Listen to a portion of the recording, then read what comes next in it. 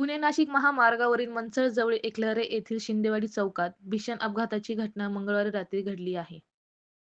मोठ्या speed ब्रेकरवर Eicher container आदळल्याने तो अचानक नियंत्रणाबाहेर जाऊन विरुद्ध दिशेला घुसला.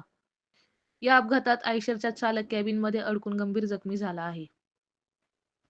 अपघात इतका भीषण होता की चालक पूर्णपणे कॅबिनमध्ये दबला गेला होता. स्थानिक नागरिकांनी तात्काळ मदतकार्य सुरू करत त्याला बाहेर काढण्याचा प्रयत्न केला आणि पुढील उपचारासाठी रुग्णालयात हलवण्यात आले. दरम्यान कंटेनर विरुद्ध दिशेला गेल्यामुळे महामार्गावर मोठ्या प्रमाणात वाहतूक कोंडी निर्माण झाली.